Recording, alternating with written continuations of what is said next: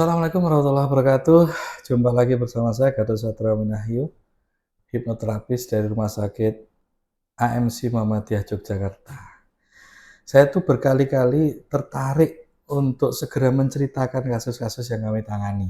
Nah, kali ini kasus yang ditangani ini sangat menarik karena apa?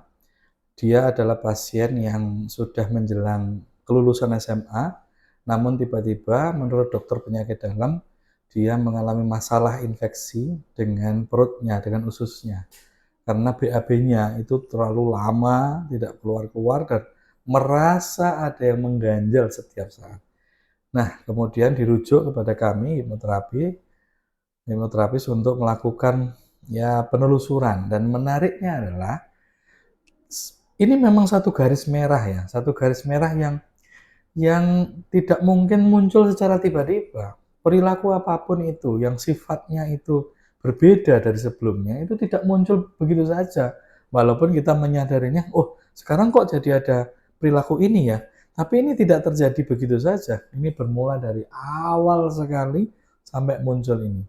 Dan selalu ada tinjauan-tinjauan penyakit fisik yang itu juga disebabkan karena psikis gitu ya. Sehingga ini yang dinamakan dengan transpersonal psychology. Dalam kasus ini, sang anak ini sebetulnya sudah sangat luar biasa. Dia berhasil survive dari orang tuanya yang divorce saat dia masih TK. Bayangkan, di saat dia TK, justru orang tuanya itu bercerai. Dan kemudian dia terus berusaha untuk survive, dan akhirnya pada saat dia survive itulah dia menemui kendala-kendala sebelum dia benar-benar sampai pada level sekarang ini. Di SD dia dibully, di SMP dia dibully, kemudian di SMA dia mulai mengalami kecemasan, obsessive compulsive disorder, dia mulai sering sekali merasa nggak bersih gitu ya. Akhirnya sampailah pada saat ini ketika dia benar-benar sulit merasa tuntas dengan BAB-nya. Berkali-kali dia berjam, bahkan hampir 2 jam, dia duduk di WC untuk mengeluarkan apa yang menurut dia masih belum keluar. Nah, ini pola yang menyatakan bahwa memang ada hambatan. Memang ketika dia berhadapan dengan sesuatu yang menghambat, sesuatu yang resisten terhadap pilihannya, terhadap keinginannya, dia mengalami pola cemas, pola tidak nyaman, dan pola merasa ditolak. Nah, ini terejawantahkan dalam bentuk BAB-nya agak sulit. Nah, ini yang kemudian kita pesankan kepada pemirsa sekalian, Bapak Ibu Saudara, bahwa ternyata apa yang kita persepsikan belum tentu itu yang diterima oleh anak-anak kita. Pastikan bahwa dalam musyawarah yang terjadi dalam keluarga kita, itu adalah sesuai dengan apa yang kita inginkan. Dan benar-benar anak-anak yang kita berikan nasihat itu paham. Tidak hanya paham, mengerti, bahkan mengetahui latar belakang kenapa muncul keputusan itu. Karena banyak sekali mereka yang menekan keinginannya, menekan passionnya hanya untuk menyenangkan orang tuanya. Hanya untuk membuat orang tuanya itu lega, mengizinkan, dan tidak terjadi konflik. Itu saja. Sama, anak ini pasien kami juga agar tidak konflik, passionnya itu akhirnya ditekan, tapi ya berefek pada fisik tentunya.